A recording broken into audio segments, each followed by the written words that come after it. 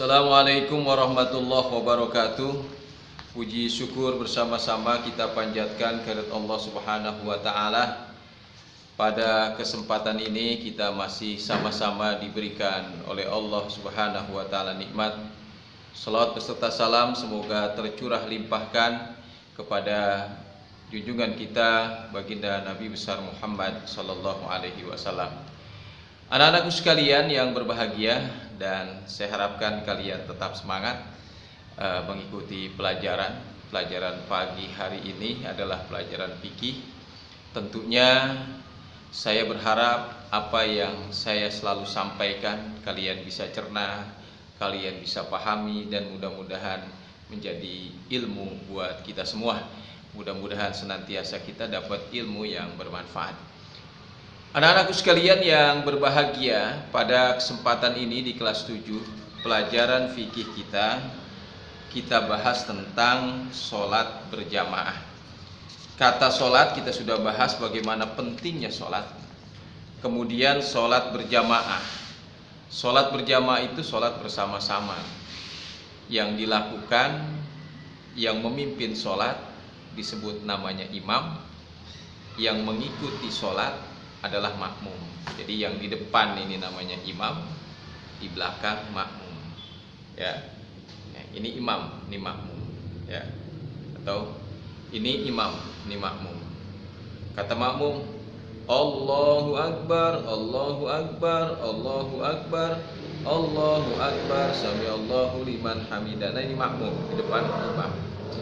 Nah, sholat berjamaah menjadi sesuatu yang penting bagi kita kaum muslimin, karena sholat berjamaah punya banyak nilai positif.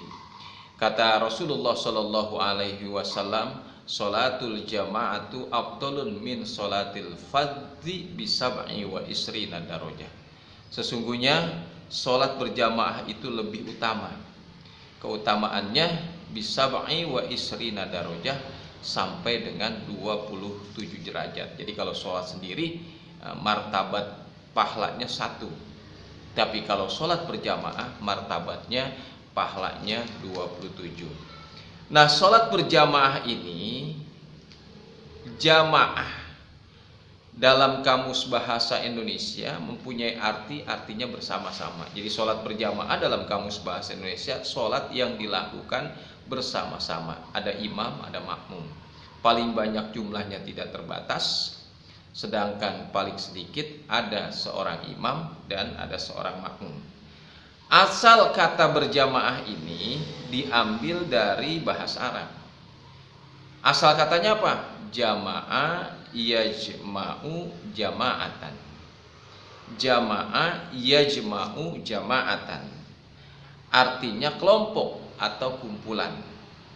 Jadi sholat berjamaah menurut bahasa artinya adalah sholat bersama-sama atau sholat berkelompok.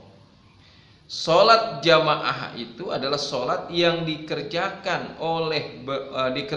bersama-sama oleh dua orang atau lebih, ya. Dan salah seorang di antara mereka ada yang sebagai imam, yaitu yang memimpin berdiri di depan, dan yang lainnya sebagai makmum. Hal ini Allah Subhanahu wa taala berfirman dalam surat An-Nisa ayat 102. Coba kalian lihat bukunya itu. Apa kata Allah? Wa idh kunta fihim fa aqamta lahumus sholata faltakum ta'ifatum minhum ma'aka.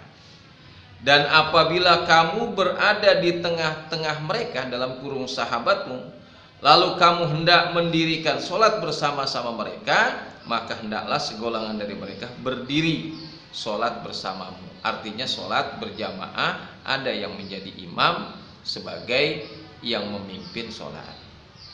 Hukum sholat berjamaah bagaimana hukumnya?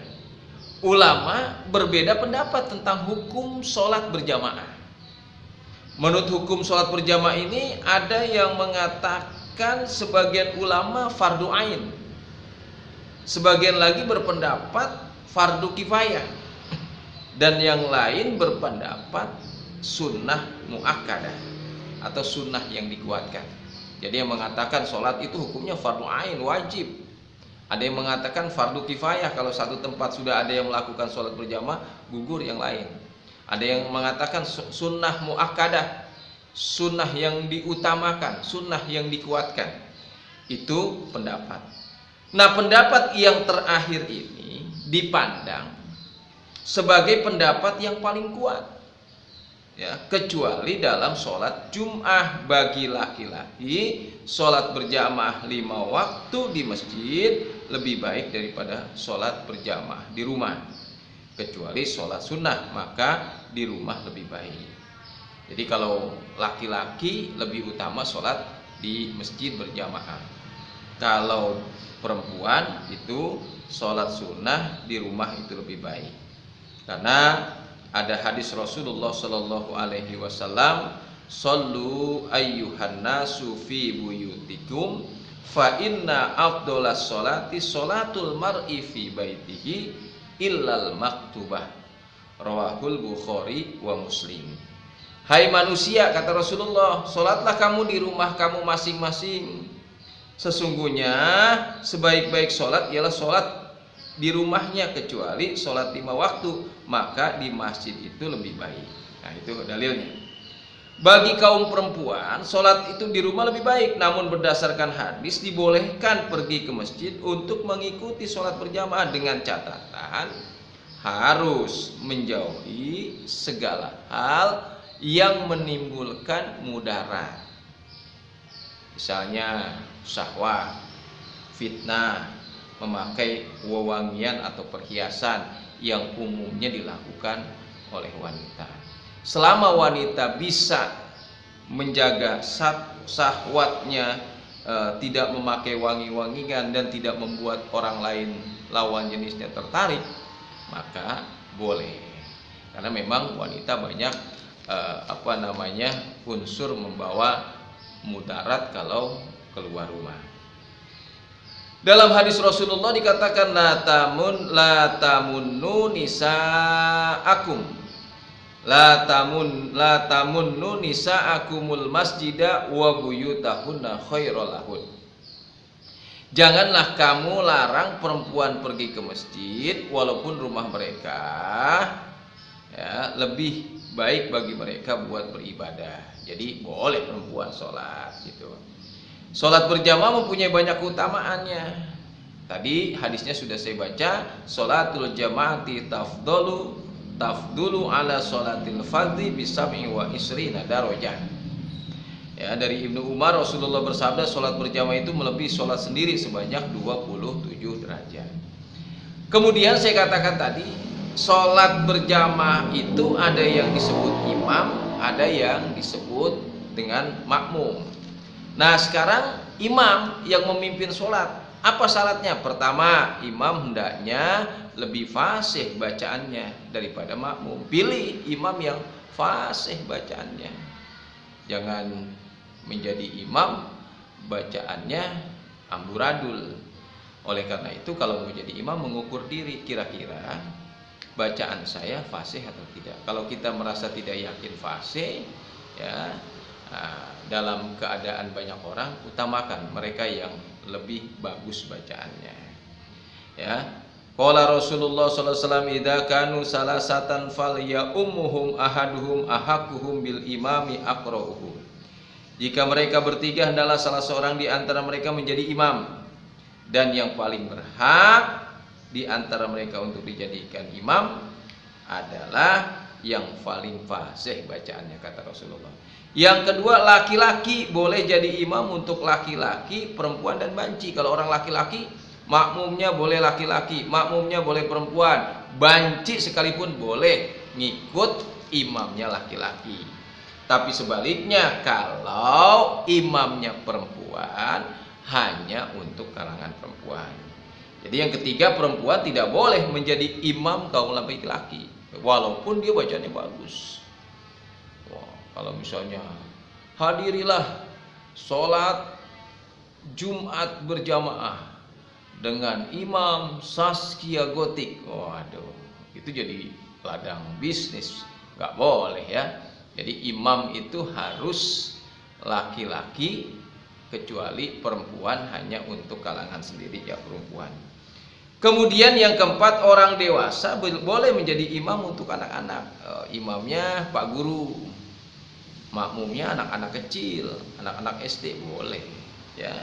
Orang yang sedang bermakmum kepada orang lain tidak boleh dijadikan imam. Dia sedang ikut imam dengan orang lain, kemudian kita datang belakangan bermakmum kepada makmum, nggak boleh.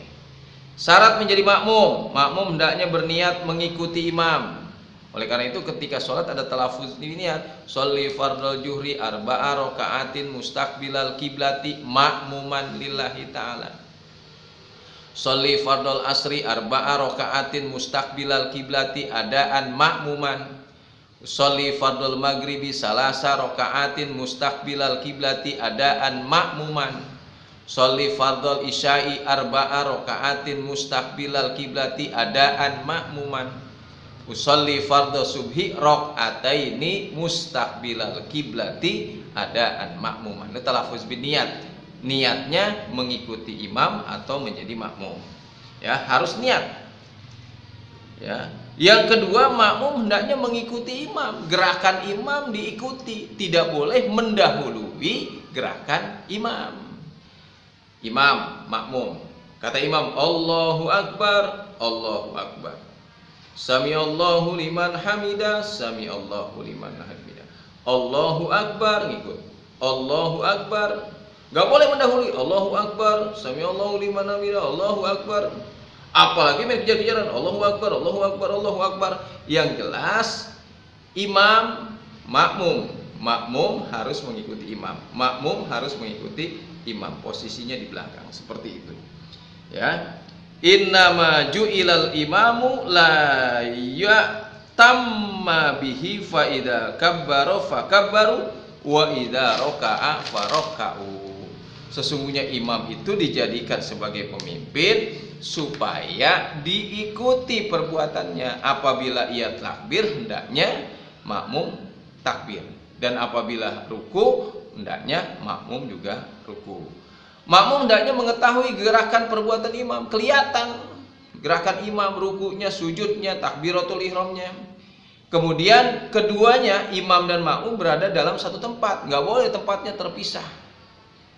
Dalam satu ruangan, tidak boleh ada yang menghalangi. Kelima, tempat berdiri makmum tidak boleh lebih depan daripada imam. Paling depan imam, di belakangnya makmum. Susunan shaf dalam berjamaah. Apabila makmum hanya seorang, hendaknya berdiri di sebelah kanan imam. Ya, makmumnya seorang, ini imam, maka dirinya di sebelah kanan. Ini kanan, ini imam, di sebelah kanan. Ya, di belakang shaf laki-laki dewasa atau shaf anak laki-laki.